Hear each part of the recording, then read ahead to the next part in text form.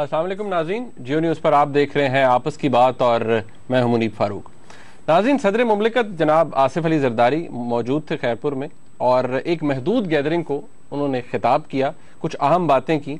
बहुत से जो बड़े सियासी मुबस्सरीन हैं उनका ये कहना है कि ज़रदारी साहब ने आगाज़ कर दिया है इलेक्शन कैंपेन का अपनी पार्टी के लिए और इसके बाद कुछ मज़ीद सिलसिले शुरू होंगे। शायद ज़रदारी साहब लाहौर भी आए, उन्होंने ख़ुद भी इस बात का जिक्र किया था। ज़रदारी साहब ने कुछ क्लेम्स भी किए। उन्होंने ये कहा कि उनकी जमात बड़ी मेजॉरिटी लेकर आएगी अगले इलेक्शंस के अंदर। इसके अलावा बहुत सी अहम बातें जो आगे चल के हम डिस्कस करेंगे, लेकिन एक बुनियादी सवाल कि इन तमाम क्लेम्स के पीछे जस्टिफिकेशन क्या है, ये वो सवाल है नाजरीन जिसका जवाब कम से कम मेरे पास तो नहीं है। हम सेठी साहब से पूछने की कोशिश करेंगे कि वो क्या समझते हैं कि पाकिस्तान पीपल्स पार्टी के पास ऐसी क्या चीज़ है, ऐसे कौन से स्ट्रॉन्ग पॉइंट्स हैं जिनके बेसिस के ऊपर वो अगला इलेक्शन एक भारी मैंडेट के साथ जीत सकती है। नाज़रीन, इसके अलावा उन्होंने अपने जो सियासी मुखालफीन हैं, सबसे बड़ी सियासी मुखालिफ उनकी पाकिस्तान मुस्लिम लीग नवाज है, उसको भी टारगेट किया। कुछ क्लेम्स उस हवाले से भी किए, उनकी एफिकेसी क्या है, कितने ऑथेंटिक हैं, उसके बारे में भी सेठी साहब से पूछेंगे। नाज़रीन, मुत्तहिदा कौमी मूवमेंट के हवाले से हमने बात की थी कि एक नेशनल कॉन्फ्रेंस वो करना चाहते हैं जहाँ पर तमाम पोलिटिकल पार्टीज़ को यूनाइट करना चाहते हैं और उसका जो एजेंडा है वो यही है कि नेशनल सिक्योरिटी के जो इशूज़ हैं डोमेस्टिक और रीजनल, उनको एड्रेस किया जाए और एक कंसेंसस बनाया जाए। बहुत ही पॉजिटिव मूव है। अब देखना यह है कि ये कितनी प्रैक्टिकल है और क्या जितनी भी हमारे मुल्क की पॉलिटिकल पार्टीज हैं इनके पास वाकई ये कंसेंसस बना सकती हैं जब नेशनल सिक्योरिटी का मामला आता है।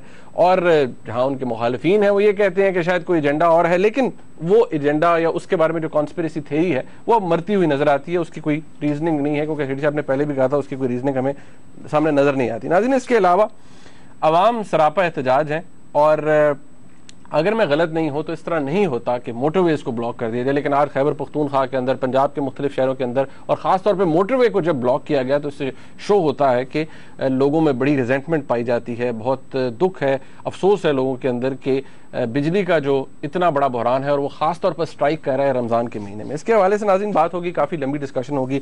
सेठी साहब से बात करने से पहले एक रिपोर्ट है बड़ी छोटी सी, मैं चाहता हूँ उसके अंदर हमारे तमाम प्रेजुडिस और बायसेस हैं, आप ज़रा देख लीजिए। सेठी साहब से बात का आगाज़ करते हैं। लीजिए, सदर साहब ने तो इलेक्शन से पहले ही नतायज का ऐलान कर दिया। फरमाते हैं कि पीपल्स पार्टी चारों सूबों में हुकूमत बनाएगी और वफाक की चाबी भी इन्हें ही मिलेगी दोबारा। अलबत्ता सदर साहब ने अवाम को दरपेश मसाइल का तज़किरा करते हुए ये यकीन दहानी तो करा दी है कि इनके हल के लिए इक़दामात भी किए जा रहे हैं। उधर जहां मुशीर पेट्रोलियम ने सर्दियों में गैस की शदीद किल्लत की खुशखबरी भी सुना दी है, वहीं लोड शेडिंग का बेकाबू जिन पूरे मुल्क में दंदना रहा है और अवाम का गमो गुस्सा तोड़ फोड़ से भी ठंडा नहीं हो पा रहा। महंगाई और बेरोजगारी समेत ऐसे मसाइल की मौजूदगी में जिनका हल अभी दूर तक भी नजर नहीं आ रहा, सदर साहब का ये दावा कि इक़्तिदार का हुमा पीपल्स पार्टी के सर ही बैठेगा, आखिर किस बुनियाद पर कायम? नाज़रीन, सेठी साहब हमारे साथ मौजूद हैं। सेठी साहब, सबसे पहले तो क्या हाल चाल है आपका? उम्मीद है आप खैरियत से होंगे। मुझे ये बताइए, सेठी साहब, ज़रदारी साहब के जो मुखालिफिन है वो ये कहते हैं जी कि 4.5 साल गुजर गए। ज़रदारी साहब कहते हैं जी कि मुझे एहसास है कि लोग परेशान हैं, इतने बड़े बहरान हैं हमारे जिनसे हम दरपेश हैं, हमारे सामने हैं, उनका सामना हमने करना है। कहते हैं 4.5 साल बाद वो हमें ये बात कह रहे हैं और साथ ही ये भी कहते हैं कि पाकिस्तान पीपल्स पार्टी भारी मैंडेट के साथ आएगी। आपको ये जो कॉन्फिडेंस है ज़रदारी साहब का, जो कि अपैरेंटली नजर आ रहा है, ये जस्टिफाइड नजर आता है? आपको लगता है कि वो बड़ी ठीक है, उनके पास वाकई कोई ऐसी चीजें हैं जिनके ऊपर वो रिलाई कर सकते हैं, या he is just playing it to the domestic gallery? देखिए, यहाँ एक बात नहीं, दो बातें नहीं, 1.5 बातें हैं। अच्छा, 1.5 बातें।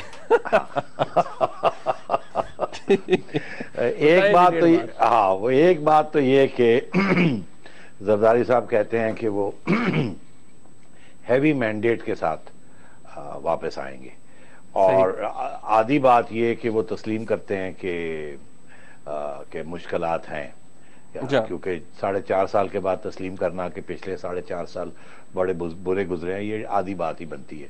क्योंकि साथ साथ ये भी कहना कि लोग तो बेवकूफ़ हैं, वो तो हमें ही वापस वोट डालेंगे, तो इसलिए मैंने इसको 1.5 बात कही।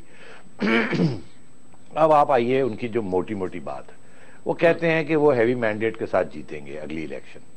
अब जब आप और ہم اور عام لوگ یہ جب بات سنتے ہیں تو وہ حیران ہوتے ہوں گے کہ یار یہ کیسے کہہ سکتے ہیں. سب جگہ پہ نفرت, میڈیا جو ہے وہ یہی کہتا ہے کہ جی لوگ پیپلز پارٹی سے تھکے ہوئے ہیں, ٹوٹے ہوئے ہیں, ہارے ہوئے ہیں, اور پیپلز پارٹی کو ہر جگہ پہ گالی پڑ رہی ہے اور احتجاج بھی ہو رہا ہے. اور تو یہ کیسے ہو سکتا ہے کہ زرداری صاحب یہ سوچیں کہ جی اب پھر ہم الیکشن جیتیں گے. اچھا, اب غالباً یہاں تک تو بات صحیح ہے, مگر بات تھوڑی اس سے آگے بھی چلنی چاہیے. وہ یہ کہ الیکشن کی جو ریتھمیٹک ہے وہ بڑی دلچسپ ہے, اور میرا خیال ہے زرداری صاحب اپنی پوری الیکشن اسٹریٹجی وہ الیکشن کی ریتھمیٹک کے اوپر جو نمبرز ہیں اس کے اوپر ہی وہ بیس کر رہے ہیں. ابھی حال ہی میں کچھ لوگوں نے مضمون بھی لکھے ہیں الیکشن ریتھمیٹک کے اوپر, اور جو موڈ فائنڈنگز ہیں جو کہ اینالسٹس اور پنڈتس جو جس کے اوپر اتفاق کرتے ہیں وہ یہ ہے کہ دیکھیے سندھ میں جو بھی حالات ہیں برے ہیں, بہت برے ہیں, جو بھی ہیں, سندھ کا ووٹ جو ہے وہ بھٹو صاحب کا ووٹ ہے, اور اس وقت وہ زرداری صاحب کی ذمہ داری ہے, انہوں نے وہ ووٹ جو ہے پیپلز پارٹی کو ملے گا. اور جتنا پیپلز پارٹی کو پنجاب میں اس کی پٹائی ہوگی یا پنجاب کی جوڈیشری یا بیوروکریسی یا فوج سے پٹائی ہوگی, اتنا ہی سندھ کا ووٹ سندھی نیشنلزم کے بیسس کے اوپر پیپلز پارٹی کو ملے گا. تو اس میں تو کوئی شک نہیں ہے, اور ایسے ہی ہوتا آیا ہے جب سے ذوالفقار علی بھٹو صاحب نے سندھ کو جگایا تھا, تو اس میں تو کوئی شک نہیں ہے. تو اس کا یہ مطلب ہے کہ 51 سیٹیں نیشنل اسمبلی کی, 50-60 سیٹیں نیشنل اسمبلی کی, تو وہ سندھ سے ہی لے جائیں گے. باقی آئیے اب پنجاب کی طرف. اس کا مطلب میں تو ایک ہی ایشو ہے نیشنلزم کا, مہنگائی کا ایشو نہیں ہے فار الیکشن پرپسز. اب آئیے پنجاب کی طرف. پنجاب کو کے 3 حصے کر لیجئے, سینٹرل پنجاب, سدرن پنجاب اور ناردرن پنجاب. تو سدرن پنجاب, سینٹرل پنجاب اور ناردرن پنجاب موٹی موٹی بات 50 سیٹیں ہیں, 150 سیٹ کے قریب ہے پنجاب کی. تو وہ جو سدرن پنجاب کی 50 سیٹیں ہیں اس میں سے 35 ہمیشہ ہی پیپلز پارٹی کو ملتی ہیں. 1970 کی الیکشن کے بعد یہ پیٹرن دیکھ لیجئے, جہاں بھی زیادہ غربت ہے, جہاں بے نظیر انکم سپورٹ پروگرام چل رہا ہے, جہاں زیادہ الٹریسی ہے, جہاں ایشو اورینٹڈ نہیں ہے, برادری ہے یا ذمہ داری ہے یا ٹرائبل افیلیشنز ہیں یا نیشنلسٹ افیلیشنز ہیں یا فیوڈلزم ہے, وہاں ووٹ جو ہے عام ہاری کا یا عام کسان کا وہ ووٹ اپنے بڑے زمیندار یا اپنے بڑے ٹھیکیدار کو ہی ملتا ہے, جو وہاں کا بڑا آدمی ہو یا چودھری ہو یا ملک ہو جو بھی ہے. اور وہ پیٹرن ایک چلتا آ رہا ہے, اور وہ پیٹرن ابھی ٹوٹنے نہیں جا رہا. اس کی وجہ یہ ہے کہ وہاں تک میاں نواز شریف صاحب کی آواز بھی نہیں پہنچی, اور نہ ہی عمران خان صاحب کی آواز ان علاقوں تک پہنچی ہے. تو اس لیے وہ 50 سیٹیں جو ہیں وہاں سدرن پنجاب کی 30-35 اگر ابھی بھی زرداری صاحب اور ان کے دوست الائنس پارٹنرز جو ہیں وہ لے جائیں تو 80-90 سیٹیں تو یہیں ہوگی ان کی. تو باقی اگر کہیں اور سیٹ میں 2-3 سیٹیں کراچی میں نکل آتی ہیں ان کی ہمیشہ, اگین وہاں ایشو نہیں ہے, وہاں ایتھنک اورینٹڈ ووٹ بینک ہے لیاری وغیرہ میں. تو مطلب 90 سیٹیں 80-90 سیٹیں تو ان کی کہیں نہیں گئی. اگر فرنٹیئر میں 1 سیٹ بھی نہ ملے, بلوچستان میں بھی 1 نہ ملے, فاٹا میں بھی 1 نہ ملے, تو پھر بھی 80-90 سیٹیں. تو کسی اور پارٹی پہ کوئی اتنی سیٹیں نہیں مل سکتی سنگل پارٹی کو. تو یہ اس لیے زرداری صاحب کانفیڈنٹ ہیں کہ جس قسم کا انہوں نے الائنس استفا بنایا ہوا ہے انہی پارٹیز کے ساتھ آگے جا کے بھی وہ ایک سب سے زیادہ سیٹیں اکٹھی کر سکتے ہیں الائنس کی اور حکومت بنا سکتے ہیں. تو اس لیے وہ اس قسم کی بات کرتے ہیں. اچھا سیٹھی صاحب, یہاں ایک سوال یہ ہے کہ ان کے جو اپنے کولیشن پارٹنرز ہیں, اب آج اے این پی نے سینٹ سے واک آؤٹ کیا, پی ایم ایل کیو کے جتنے بھی اس وقت کابینہ کے اندر ارکان ہیں 24 افغان سے انہوں نے ملاقات کی, بڑا ایجیٹیٹ کیا. انہوں نے کہا جی کہ دیکھیں نہ ڈیولپمنٹ کے لیے کچھ مل رہا ہے. وہ کہتے ہیں جب ڈیولپمنٹ کے لیے کوئی فنڈ نہیں ملے گا تو ہم کیوں گالی کھائیں اور کیوں اس میں شیئر لیں کہ جی اتنا زیادہ جو ہم برانٹ فیس کر رہے ہیں, حکومت بجلی نہیں دے پا رہی ہے, جو بھی ایک بجلی کا بحران ہے. پاکستان پیپلز پارٹی کے اپنے لوگ, اب آج پی ایس سی کے چیئرمین ہیں ندیم افضل چاند صاحب, ان کے حوالے سے بھی یہ خبر تھی کہ جی انہوں نے کہا ہے کہ میری کنسٹیچوئنسی میں 20-22 گھنٹے کی لوڈ شیڈنگ ہو رہی ہے, لوگ گالیاں نکالتے ہیں, لٹرلی لوگ برا بھلا کہتے ہیں. پاکستان پیپلز پارٹی کیا اس کرائسس کے ساتھ اتنی سٹرینتھ رکھتی ہے کہ وہاں پر جو مرضی ہو جائے, یہ جو جن کا آپ ذکر کر رہے ہیں 70 سیٹیں 80 سیٹیں جتنے بھی برے حالات ہوں یہ لے جائے گی؟ جی ہاں, اور یہ جو ساتھی، یہ جو ان کے ساتھی جو من کر رہے ہیں اور رو پیٹ رہے ہیں اور دھمکیاں دے رہے ہیں، یہ ساری جعلی عکس ہے۔ اس کی وجہ یہ ہے کہ ابھی 6 مہینے پڑے ہیں، 4 مہینے پڑے ہیں، 5 مہینے پڑے ہیں، ابھی نیا بجٹ آیا ہے، ابھی ان کو کم از کم $2.5 بلین امریکہ سے مل رہا ہے، بجٹ کے اندر آئے گا۔ تو آپ کا کیا خیال ہے، یہ جیب میں ڈال کے اور خرچ نہیں کریں گے؟ اور یہ آپ کا خیال ہے کہ یہ پیسے بجٹ میں ہی پڑے رہیں گے؟ یہ پیسے سب کو ملیں گے۔ اگر گیلانی صاحب جانے سے پہلے پیسے دے گئے ہیں لوگوں کو، اپنے ایم این ایز کو اور ایم پی ایز کو، تو آپ کا خیال ہے کہ اب آگے نہیں ملیں گے؟ کمال کر رہے ہیں۔ یہ نیگوسیشنز ہو رہی ہیں۔ ہمارے چودھری دوست ہمارے وہ بھی لڑائی جھگڑا کر رہے ہیں، وہ کہتے ہیں کہ جی پریزیڈنٹ صاحب تو بڑے اچھے ہیں مگر پرائم منسٹر صاحب ہمیں گھاس نہیں ڈالتے۔ یہ ان کا کمپلینٹ تھا پہلے گیلانی صاحب کی طرف، کیونکہ گیلانی صاحب نے نون لیگ کو ذرا خوش رکھنے کے لیے، تاکہ نون لیگ زیادہ احتجاج نہ کرے، 30-40 ارب روپیہ ان کے ایم این ایز کو بھی بانٹا تھا۔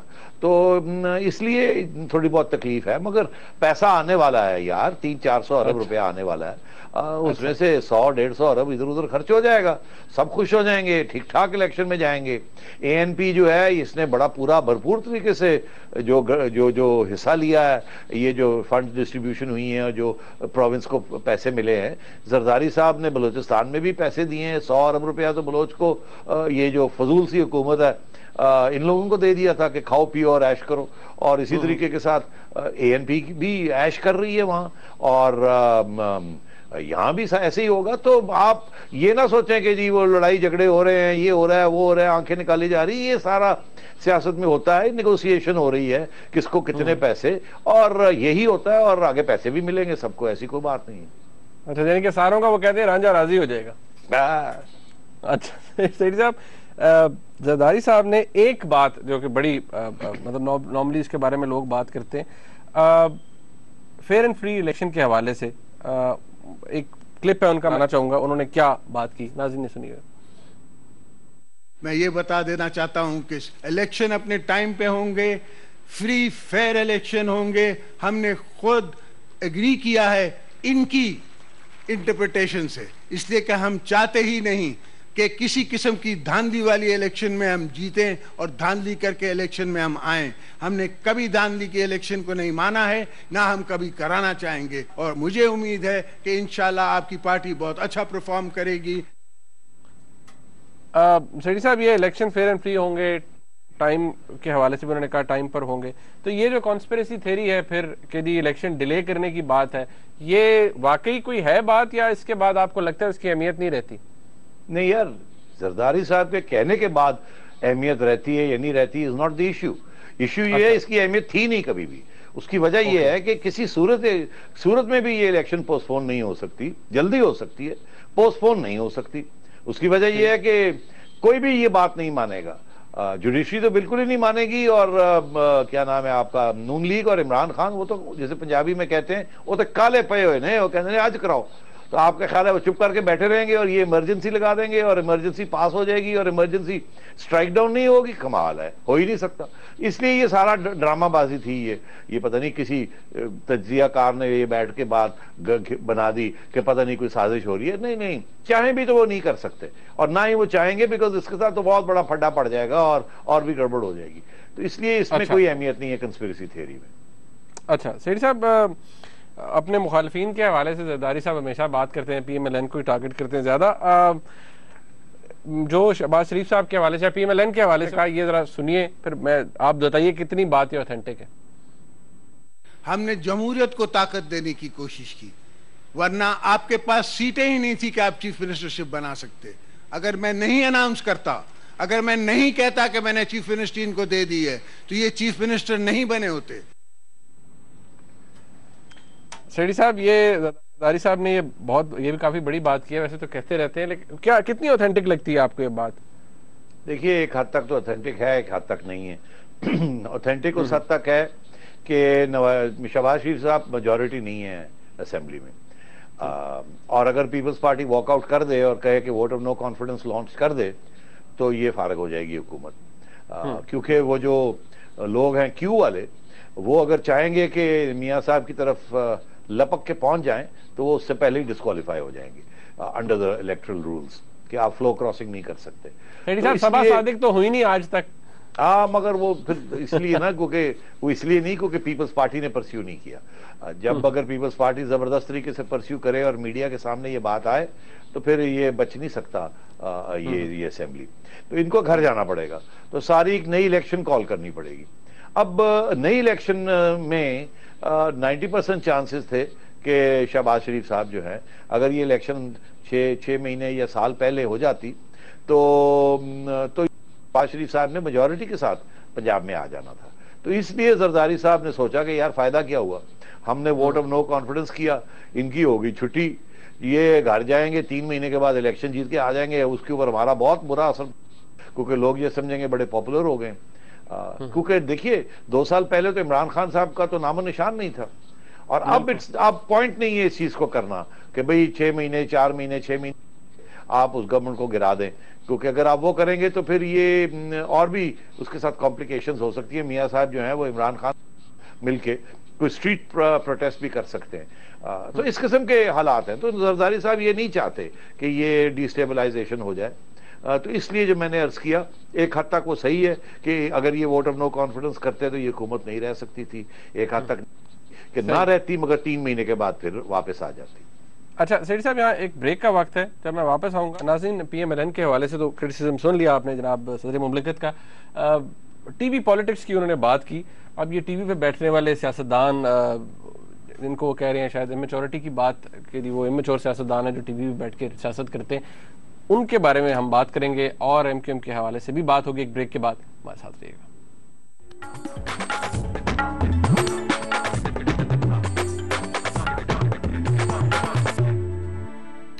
नाज़रीन, जरदारी साहब ने नाम लिया टीवी पॉलिटिक्स का कि टीवी पे बैठ के सियासतदान कुछ बातें करते हैं, हुकूमत के खिलाफ हुकूमत को क्रिटिसाइज करते हैं। सेठी साहब, कितनी आपको क्या लगता है रेफरेंस किसकी तरफ है उनका? ऑब्वियसली PMLN को तो वो पहले लताड़ चुके थे, और जो भी बातें थी कितनी ऑथेंटिक थी कितनी नहीं उसके जिक्र आपने कर दिया। ये टीवी पॉलिटिक्स का उन्होंने जिक्र किया, टीवी भी वैसे बैठने वाले सियासतदान, ये कौन है? नहीं, क्या मुनीब उन्होंने ये कहा है कि टीवी पे बैठने वाले सियासतदान, या उन्होंने टीवी पॉलिटिक्स का सिर्फ जिक्र किया? उन्होंने कहा जी टीवी पे बैठने वाले सियासतदान टीवी पॉलिटिक्स करते हैं। अच्छा, टीवी पे बैठने वाले सियासतदान तो सिर्फ वो हैं जो कि जिनका जिक्र किया जा सकता है, जो पार्लियामेंट में नहीं है। जो पार्लियामेंट में है उनको तो बहुत बड़ा प्लेटफॉर्म पार्लियामेंट में मिला हुआ है। तो टीवी पे बैठने वाले तो इमरान खान साहब के साथ ही हैं जिनको पार्लियामेंट का प्लेटफॉर्म नहीं है, या जमात इस्लामी है। इससे ज्यादा और कौन सी पार्टी हो सकती है? बाकी सब पार्टीज जो हैं वो तो, मेजर पार्टीज जो हैं वो तो पार्लियामेंट में रिप्रेजेंटेड है, और उनके बयानात जो हैं वो तो अखबारें और टीवी के वैसे ही वो कैरी करते हैं। तो मेरा ख्याल है उनका हवाला 2 किस्म का है। एक तो ये कि टीवी में बैठने वाले सियासतदान से मुराद ये है उनकी, मेरा ख्याल है नून की तरफ इशारा नहीं है, ना ही किसी और की तरफ इशारा है। उनका इशारा MQM ये इमरान खान साहब की तरफ हो सकता है, क्योंकि आपको पता है इमरान खान साहब जब भी टीवी पे बैठते हैं तो वो सिर्फ तनकीद ही करते हैं। और अगर उनसे कोई प्रैक्टिकल बात पूछी जाए कि अगर आप हों तो आप क्या करें, तो उस एरिया में वो थोड़े से कमजोर हैं। वो हर बात को तनकीद की तरफ ले जाते हैं, करप्शन की तरफ ले जाते हैं, और इसलिए कोई प्रैक्टिकल अभी वहाँ इतना ज्यादातर वो नहीं इम्प्रेस कर पाए। तो मगर इसके अलावा मैं समझता हूँ उनका इशारा एक और भी है। अच्छा। शायद मैं उसकी तरफ आपको खुदरा उसकी तवज्जो दिलाऊं। वो है हम जैसे लोगों के ऊपर, हमारे जैसे एंकर्स जो है, हमारी एंकरों की जो बरादरी है, और टीवी न्यूज कास्टर्स की जो बरादरी है। क्योंकि आपने देखा कि थोड़ी बहुत पोलराइजेशन भी हुई है टेलीविजन के अंदर। कुछ चैनल्स जो हैं वो थोड़ी ज्यादा ही तनकीद करती हैं हुकूमत की, कुछ चैनल्स जो हैं वो ऑपोजिशन की ज्यादा तनकीद करती हैं। तो मतलब है कि इस किस्म की सूरत हाल भी चल रही है। और इसके साथ साथ मेरा ख्याल है हम एंकर्स जो हैं हमारे भी अपने अपने बायसेस हैं, कोई इधर थोड़ा सा, कोई थोड़ा सा इधर। तो ये चीजें चलती रहती हैं। तो सबसे ज्यादा तनकीद पीपल्स पार्टी की टीवी पे होती है, इसमें कोई शक नहीं है। हमारी अपनी चैनल में आप देख लीजिए कि अच्छी खासी तनकीद होती है पार्टी की और उनकी हुकूमत की। और हुक्मरान जमात है ना, इसलिए कहते हैं कि जी हाँ, तो वो हुक्मरान जमात। अब बात यह है कि लोग हुकूमत के खिलाफ बात भी तो सुनना चाहते हैं ना, क्योंकि उनका जो उनकी रोजमर्रा की वाबस्तगी जो है वो हुकूमत के साथ ही होती है, इसके साथ ही होती है। अगर जरदारी साहब को ये कहना ہیں جی ڈلیوری بھی حکومت نہیں دینی ہے نا, ایکسپیکٹیشن. ہاں مگر حکومت صرف صاحب کی تو نہیں ہے نا یار, پنجاب میں تو نون کی حکومت ہے نا. ایگزیکٹلی. ہاں تو پنجاب از مطلب ہے آپ سمجھے نا کہ Punjab single handedly is equal to more than half of Pakistan, اور تو سارے جو وہ تو پنجاب میں ہوتے ہیں, اور اس وقت سب سے زیادہ تکلیف بھی پنجاب میں ہی ہو رہی ہے فیڈرل گورنمنٹ کی پالیسیز کی. تو اس لیے آپ نے دیکھا نون لیگ کی زیادہ تنقید نہیں ہوتی شہباز شریف صاحب کی حکومت کی ٹی وی کے اوپر. اس کا یہ مطلب نہیں ہے کہ وہ حکومت بڑی زبردست چلا رہے ہیں. جنرلی فوکس جو ہے وہ زرداری صاحب کی طرف ہے, اور اس میں بھی کوئی شک نہیں ہے کہ زیادہ تر جو کرپشن کے کیسز ہیں وہ فیڈرل گورنمنٹ کے ہی ہیں. نون لیگ کے کوئی خاص میجر کرپشن کیسز نہیں ہے. بیڈ پالیسی ضرور ہو سکتی ہے مگر کوئی زیادہ بڑا کرپشن کا سکینڈل نہیں ہے. تو اس لیے یہ ان کا توجہ جو حوالہ ہے جو انہوں نے دیا ٹی وی پالیٹکس, اس میں اینکرز کی طرف بھی اور ان پولیٹیشنز کی طرف جو صرف تنقید ہی کرتے ہیں, کوئی پریکٹیکل سجیشنز نہیں جن کے نہیں دیتے. اچھا صاحب تھوڑا آگے چلتے ہیں. این کیو ایم کی نیشنل کانفرنس کا انہوں نے انویٹیشن دے رہے ہیں, پارٹی سے مل رہے ہیں, بڑی پازیٹیو بات ہے. Regional security, domestic security, national security کے حوالے سے جو بات وہ کرنا چاہتے ہیں. موٹا سا سوال یہ ہے صاحب کہ آپ کو لگتا ہے کہ پولیٹیکل پارٹیز اتنا کنسنسس بلڈ کر سکتی ہیں کہ نیشنل سیکیورٹی کے ایشوز, ریجنل اور ڈومیسٹک, ان کے اوپر کوئی کنسنسس بنا سکیں, کوئی لاہے عمل بن سکے؟ آپ کو لگتا ہے کہ پاکستان کی پولیٹیکل پارٹیز کے اندر یہ ریزالو ہے؟ اس سے قبل کہ میں اس کا جواب دوں, اس کے کوئی بیک گراؤنڈ بڑی ضروری ہے, پھر جواب سمجھ آ جائے گا عام لوگوں کو. پہلی بات تو یہ ہے کہ ایم کیو ایم جو ہے وہ آپ کو ایک نیشنل پارٹی بننا چاہتی ہے, اور ان کی کافی عرصے سے یہی کوشش ہے کہ یہ پہلے مہاجر سے متحدہ بنے. یہی کوشش تھی ان کی کہ ان کا ایک نیشنل امیج ہو.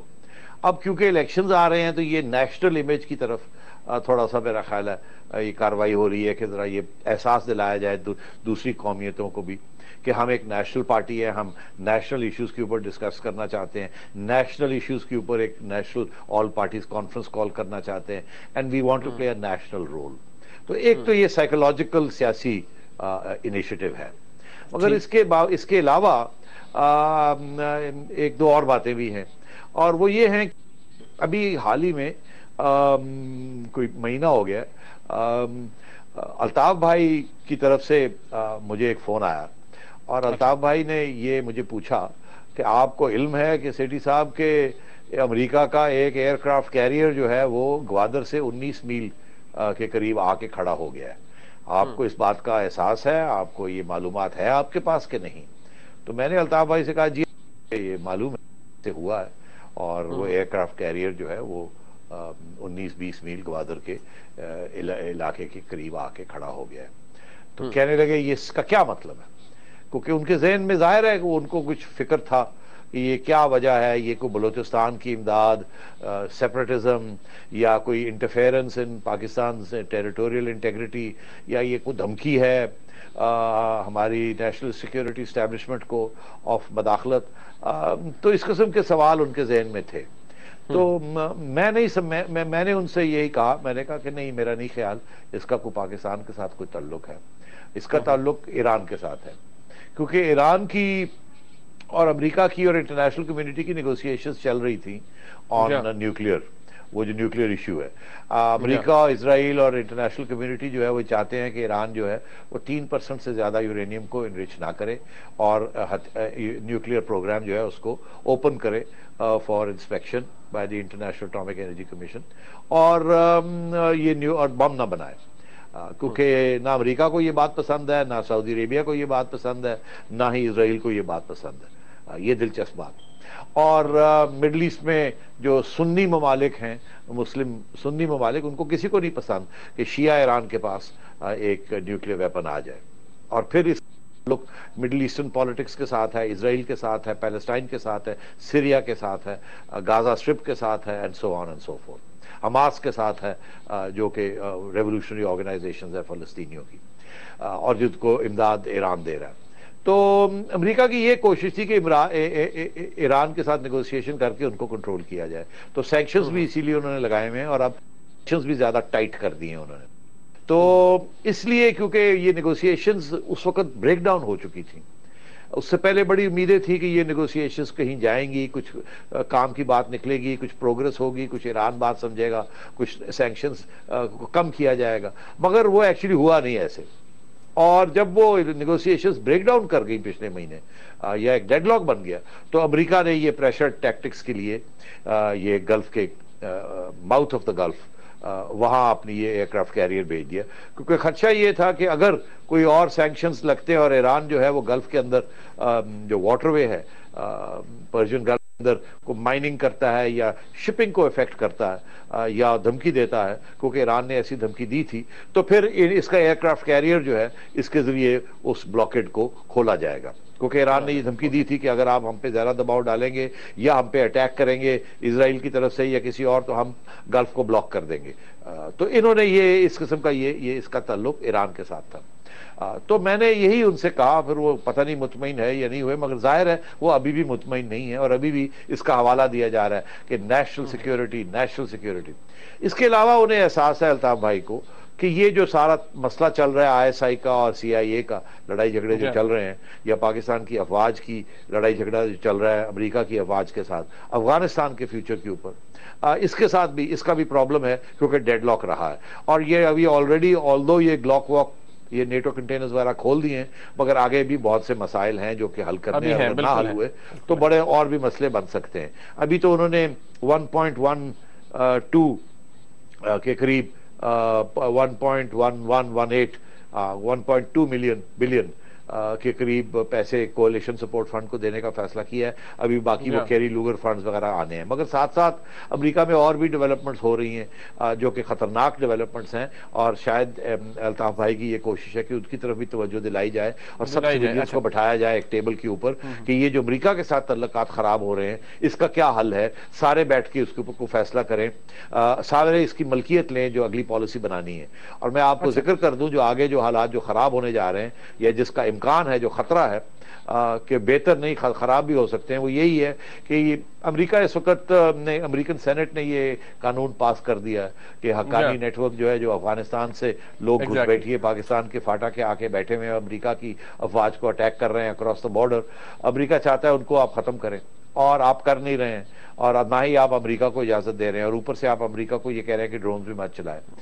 تو اس لیے یہ ایک پرابلم بن رہا ہے. اور اب امریکہ کی کانگریس نے یہ قانون پاس کر دیا ہے اور امریکہ کی حکومت کو ایک مہینے کا مہلت دی ہے کہ آپ یہ فیصلہ کریں کہ Haqqani network terrorist network ہے یا نہیں, گروپ ہے یا نہیں. تو یہ بہت سخت پریشر ہے. اگر حقانی نیٹ ورک کو secretary of state Hillary Clinton یہ کہتی ہیں کہ یہ ٹیررسٹ نیٹ ورک ہے, تو پھر بہت بڑا مسئلہ بن سکتا ہے, پھر پاکستان کے اوپر سے بھی سینکشنز لگ سکتے ہیں. تو میں یہ سمجھتا ہوں کہ یہ نیشنل سیکیورٹی کے اوپر بات کرنا یہ ضروری ہے, یہ اچھی بات ہے, اور یہ ایک اچھا انیشیٹو ہے, اس کو لائٹلی نہ لیا جائے. اس وقت ہے کہ سب کو اکٹھا کر کے آگے کے جو 6 ماہ کے جو حالات ہیں اس کے اوپر غور فکر کیا جائے, اور سویلینز اور ملٹری جو ہے ایک صفحے پہ ہونے چاہیے, اور ایک نئی پالیسی اور نئی اسٹریٹجی افغانستان کے لیے اور امریکہ کے لیے نکال, جیسے اب آپ نے تھوڑی سی مل کے ایک نئی اسٹریٹجی انڈیا کے لیے بنائی ہے, تجارت کھولی ہے اور ویزے کی رجیم کھولنے جا رہے ہیں آپ. اسی طریقے کے ساتھ آپ امریکہ کے ساتھ تعلقات کیا ہونے ہیں, افغانستان میں کیا کرنا ہے, اس کے اوپر بھی ساری پارٹیز کو اور ISI کو بیٹھ کے اور فوج کو بیٹھ کے اور حکومت کو بیٹھ کے وہ فیصلے کرنے چاہیے. میں آخری بات یہ کہتا چلوں آپ کہ آج ایک رپورٹ شائع ہوئی ہے امریکہ کے اندر جس کا نام ہے کمبیٹنگ حقانی نیٹ ورک. اس کے جو حقانی نیٹ ورک کے اوپر جو فائنینسز ہیں ان کے, کہاں سے حقانی نیٹ ورک کے پیسے آتے ہیں, کہاں سے وہ ہتھیار خریدتے ہیں, ان کی کیا اسٹریٹجی ہے, کیا بزنس انٹرسٹ ہیں ان کے, اس کے اوپر ایک آج رپورٹ شائع ہوئی جو بہت خطرناک ہے, جس کے کنکلوژنز بڑے خطرناک ہیں. ہم ڈیٹیل میں بھی بات کر سکتے ہیں. اب اگر ایک سیکنڈ میں آپ کو یہ کہہ دوں کہ اس میں جو موٹی موٹی بات لکھی گئی ہے وہ یہی لکھا گیا ہے کہ حقانی نیٹ ورک کے جو سارے لاجسٹکس ہے, کمانڈ ہے, کنٹرول ہے, وہ پاکستان میں ہے, اور ایکشن ان کا جو ہے وہ افغانستان میں ہے. اس کا اشارہ اس رپورٹ کا یہی ہے کہ اگر پاکستان چاہے تو اس کو ڈسرپٹ کر سکتا ہے, اور اگر پاکستان نہیں ڈسرپٹ کرتا تو اس کے ساتھ بہت بڑا نقصان ہو جائے. دوسری بات یہ اس میں لکھی ہے کہ اگر حقانی نیٹ ورک کا صرف یہ کوشش نہیں ہے کہ افغانستان کے اندر ان کا کوئی اثر رسور ہو اور وہاں وہ حکومت کا حصہ بنے, ان کے لیے یہ ایک بہت بڑی کاروبار بھی بن چکا ہے جنگ, اور جنگ کے ساتھ ان کو جو کنٹریبیوشنز ملتی ہیں, اور بہت بڑی بزنس نیٹ ورک بن چکی import, export, money trade, laundering اور drugs اور سیکیورٹی اور کڈنیپنگ فار رینسمز پورے ڈیٹیل دیے انہوں نے.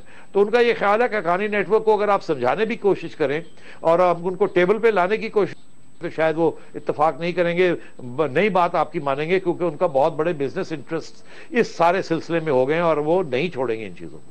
تو یہ بہت اہم ہے. اس کا اشارہ یہ ہے کہ ان کے ساتھ لڑائی کرنے کے علاوہ, جنگ کرنے کے علاوہ, فزیکلی ختم کرنے کے علاوہ امریکہ کے پاس کوئی اور آپشن نہیں ہے, اور یہی وہ پاکستان کو کہنے کی کوشش کر رہے ہیں. اچھا سیٹھی صاحب, یہ کافی ڈیٹیل ہماری ڈسکشن ہوگی, اس کے اوپر میں چاہ رہا تھا کہ ہم بھی ڈسکس کرتے. بہرحال ایک ناظرین یہاں پر بریک کا وقت ہے, جب بریک سے واپس آئیں گے لوڈ شیڈنگ کی بات ہم نے کی تھی کہ پروٹیسٹ بھی ہو رہے ہیں, سب کچھ ہو رہا ہے. اس کے ساتھ ساتھ لاہور ہائی کورٹ نے ایک ججمنٹ دی, ایک رولنگ دی ہے, میں اس کے حوالے سے بات کرنا چاہوں گا کہ یونیفارم لوڈ شیڈنگ ہونی چاہیے. اپیرنٹلی بڑی پازیٹیو بات ہے, لیکن اس کے امپلیکیشنز کیا ہوں گے ان پہ بات کریں گے. آپ کی کالز بھی لیں گے, ہمارے ساتھ رہیے گا.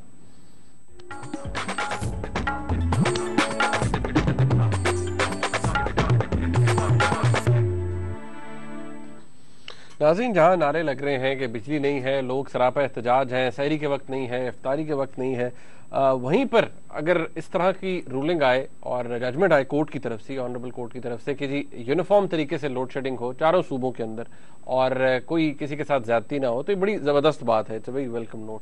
سیٹھی صاحب, اس طرح کا جب آرڈر آیا, مطلب نیچرلی لوگوں کے لیے ایک ریسپائٹ ہے, جس طرح شہباز شریف صاحب کہہ رہے ہیں پنجاب کے ساتھ بڑا سوتیلی ماجہ سے سلوک کیا جا رہا ہے اور ڈسکریمنیشن ہو رہی ہے یہاں پر, تو ایک بڑی اچھی بات ہے. It's a fairly positive judgment, بڑی زبردست رولنگ ہے. Although it's not been disposed of, ابھی میٹر چل رہا ہے, لیکن ابھی تو جو رولنگ ہے, جو کورٹ نے رول کیا ہے وہ تو یہ ہے. It's very positive. نہیں, مجھے ایک بات بتائیں کہ کورٹ نے کیا رول کیا ہے, کہ یہ ججمنٹ دے دی ہے یا ابھی ریمارکس ہیں؟ نہیں, یہ ریمارکس ہے, انہوں نے رول کیا ہے, لیکن ابھی انہوں نے فردر نوٹسز بھی دیے ہیں to the ministry of water and power اور فیڈرل گورنمنٹ کو بھی. کیا کہ وہ پرابلی اب ان کو بلائیں گے, کیونکہ it's not being disposed of. Court نے ابھی رولنگ دی, ایک آرڈر, ایک آپ شارٹ آرڈر کہہ سکتے ہیں کہ اس کے اندر انہوں نے آرڈر کیا کہ یہ مت کریں, باقی انہوں نے اب نوٹسز بھی جاری کیے ہیں. ہاں, تو نوٹسز جاری کیے ہیں, اس کا یہ مطلب ہے ان کو بلائیں گے, جب وہ آئیں گے اور وہ لوگ آ کے بتائیں گے کہ یہ پاسبل نہیں ہے جو جج صاحب چاہتے ہیں کہ ہر پروونس کو ایک ہی قسم کی, ایک ہی لیول کی لوڈ شیڈنگ ہونی چاہیے. عرض یہ, میں آپ کو ایک سوال پوچھ سکتا ہوں؟ جی پوچھیں, آسان پوچھیے گا سیٹھی صاحب. نہیں, آپ وکیل ہیں نا, اس لیے آپ کو لیگل سوال میں پوچھتا ہوں. تو سوال میرا یہ ہے کہ اس قسم کی ڈیکلیریٹری ججمنٹس اور اس قسم کی ٹیکنیکل میٹرز کے اندر اس قسم کی ججمنٹس دینا, یہ کہاں, کس ملک میں ہوتا ہے سوائے پاکستان کے؟